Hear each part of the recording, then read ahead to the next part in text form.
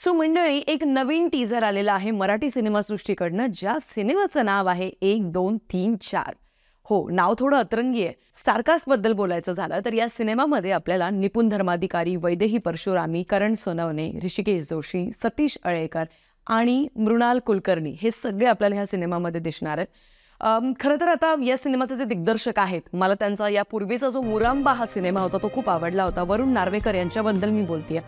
आणि आता या सिनेमाचं म्हणजेच 1 2 3 4 या सिनेमाचे कथा, पटकथा, संवाद हे सगळं काही वरुण नार्वेकर आणि निपुण धर्माधिकारी या दोघांनी एकत्रितपणे लिहिलेले आहेत. त्याच्यामुळे एका गोष्टीची मला असं वाटतं आपण हमी देऊ शकतो की बाबा रे, कॉमेडी जी आहे ती अतिशय योग्यरित्या सक्सेसफुली पंचेस लँड होतील आणि आपल्या सगळ्यांना नक्कीच हसायला येईल.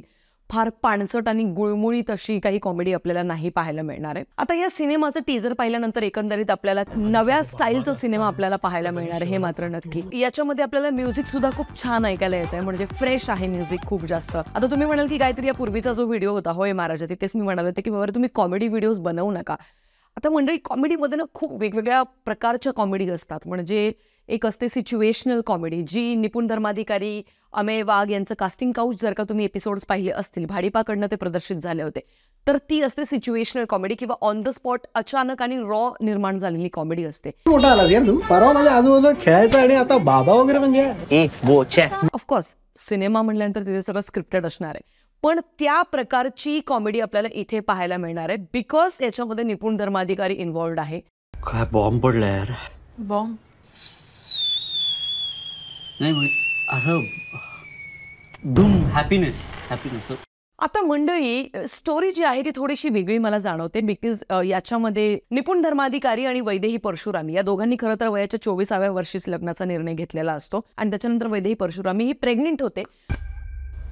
प्लस साइन पाहिजे ना, पॉझिटिव्ह. प्रेग्नेंट झाल्यानंतर त्यांना असं कळतं की त्यांना तब्बल 4 मुलं होणार आहेत आणि त्याच्याचमुळे याच्यामध्ये किती रिस्क आहे किंवा ही प्रेग्नेन्सी पुढे नेतानाचा त्यांचा सगळा प्रवास. त्याचबरोबर सगळ्यात महत्त्वाची गोष्ट जी मला प्रचंड आवडली ती अशी की आत्ता सुद्धा ना आपण म्हणजे एक अशा जगात जगतो की जिथे पुरुषांना किंवा नवऱ्यांना आपल्या बायकांच्या बऱ्याच ज्या गोष्टी आहेत प्रेग्नेन्सीशी रिलेटेड असतील किंवा हेल्थशी रिलेटेड ज्या असतात शारीरिकदृष्ट्या, त्या ठाऊक नसतात. तो खूप मोठा एक सोशल टॅबू आहे जगातला.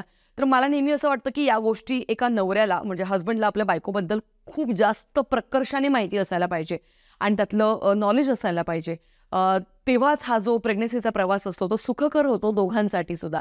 आणि ते इथे खूप छान हलक्या कॉमेडीने त्यांनी ते सादर करतात. ते मला बघून आनंद झाला. लास्ट टाइम मी असा मूवी पाहिला होता बॉलिवूडकडनं आलेला गुड न्यूज, आणि मला तो मूवी खूप आवडला होता. आता मराठी प्रेक्षकांची ना बऱ्याचदा हिपोक्रेसी पण आपल्याला पाहायला मिळते की गुड न्यूज सारखे सिनेमे जे असतात त्याचं आपण खूप कौतुक करतो, त्याला पाहायला जातो, त्याला प्रतिसाद देतो, पण जर का त्याच थाटणीचे सिनेमे जर का मराठी सिनेमासृष्टीकडनं काढले तर इथली माणसं मागे पाय खेचतात. मला ते नाही आवडत किंवा मला नेहमी असं वाटतं की नवीन नवीन प्रयोगाचं स्वागत करायला पाहिजे. कारण मी प्रत्येक व्हिडिओमध्ये तेच म्हणते की तुम्ही नवीन नवीन प्रयोग करा.